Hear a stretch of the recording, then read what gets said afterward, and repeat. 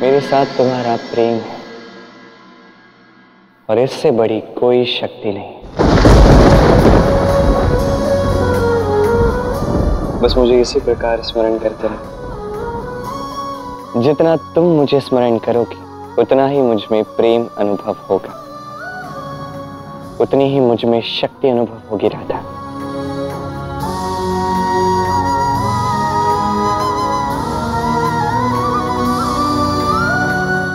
हाँ कृष्ण, मैं तुम्हें स्मरण करना कैसे भूल सकती हूँ।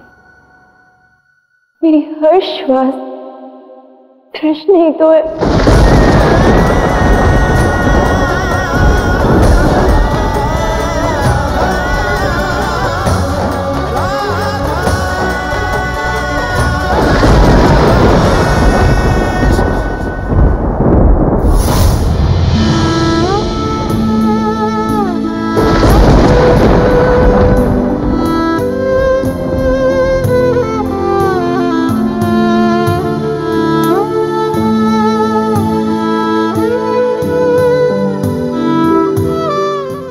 सत्य कहा था महादेव, कृष्ण तो मेरे भीतर ही है और राधा मेरे भीतर।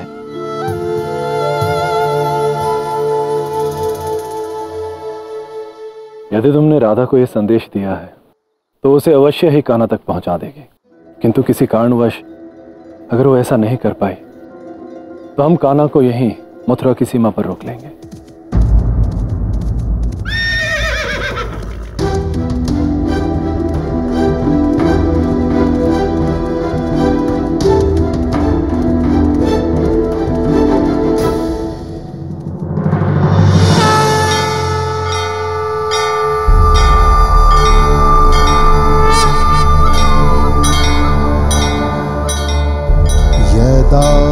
यदा हि धर्मस्य ग्लानिर्भवति भारत। यही होगा कृष्ण, बांसुरी मोर पंख वाला। इसके लिए ही महाराज कंस ने हमें चेतावनी दी है।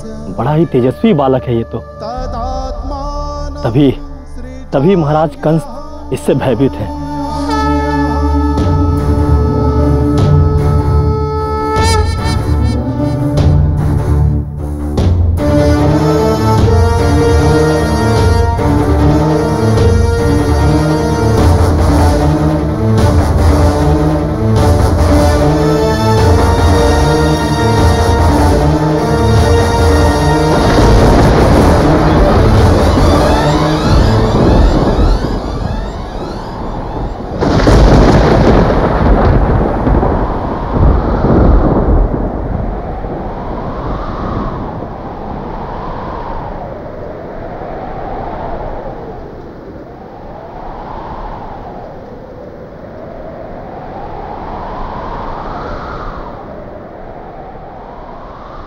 एक नया अध्याय आरंभ होने वाला है।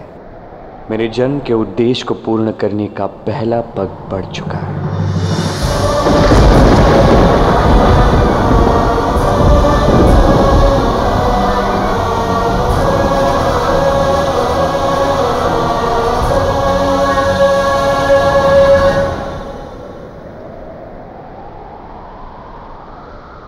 कान्हा, बाबा, अब तो वास्तव में हमसे पूर्व मथुरा पहुंचकर हमारी प्रतीक्षा कर रहे हैं। हाँ, किंतु मैंने तो तुम्हें यहां ना आने के लिए संदेश भिजवाया था। उस संदेश का जो उद्देश्य था वो पूर्ण हो चुका है बाबा। उसका उद्देश्य तो राधा को महादेव से मिलवाना था ना कान्हा। राधा के भीतर के कृष्ण की अनुभूति जो करवानी थी। अब आप प्रेम अच्छे से समझने लगे हैं था।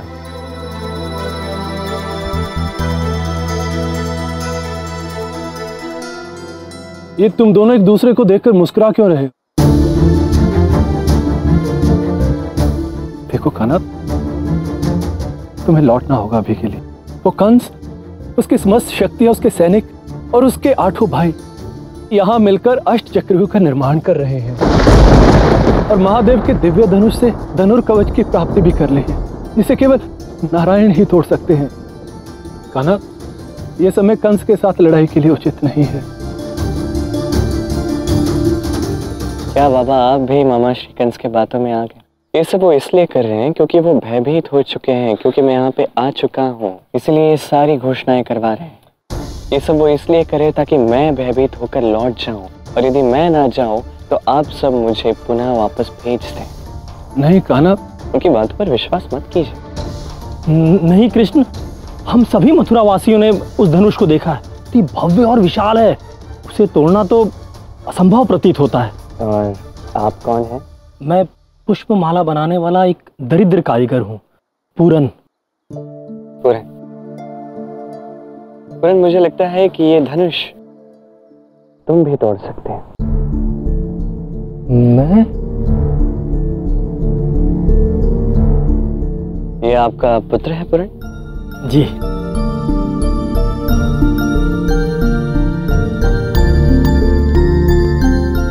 क्या नाम है तुम्हारा? अभिनव। मुझे तो लगता है कि ये बच्चा भी धनुष तोड़ सकता है। कंस सभी को मूर्ख बना रहा है, उसकी बातों पर कोई विश्वास ना करे। कान्हा, ये कैसी बातें कर रहे हो? ये असंभव है। ये महाराज के विषय में कैसी बात कर रहा है? हाँ, ये असंभव है। यदि ऐसा हुआ कि एक बच्चे ने उस धनुष को तोड़ दिया तो सारा मथुरा कंस को छोड़कर आपके साथ हो जाएगा। सच? हाँ, हम वचन देते हैं, हम सब कृष्ण का ही साथ देंगे। अब आप सबने वचन दिया है तो मैं अपने कथन को सत्य सिद्ध करके रहूंगा। कान्हा, ये कोई उपहास नहीं है, चलो यहाँ से। और ये तुम्हारा आत्मविश्वास कम, अहंकार अधिक प्रतीत हो रहा है। कान्हा, मेरी बात मानो, कंस के विरुद्ध तुम्हें छिपकर लड़ना होगा, नई योजना बनानी होगी। जैसे आपकी आज्ञा बाबा। आप इतना कह रहे हैं तो मैं छिपकर रहूंगा, आप निश्चिंत रहिए। हम आते हैं। ठीक है।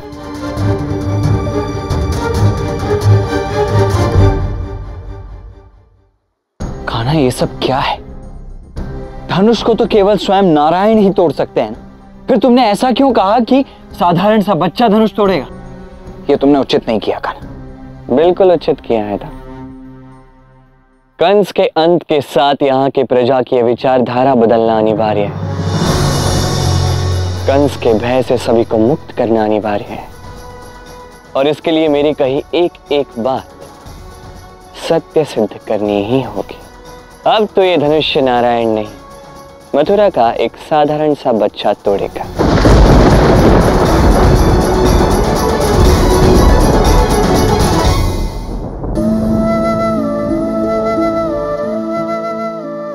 कृष्ण, कृष्ण, कृष्ण, कृष्ण। राधा,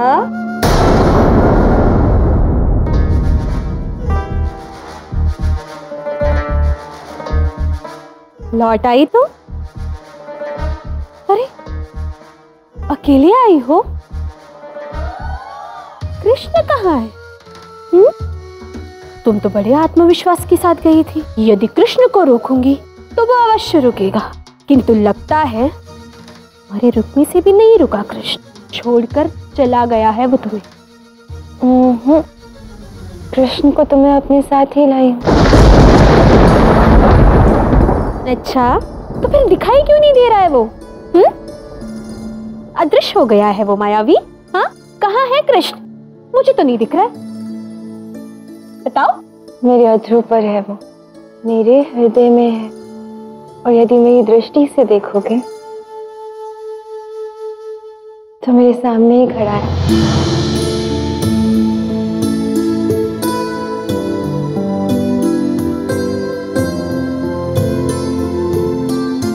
देखो तो कितने प्रेम से देख रहा है मुझे, हंस रहा है।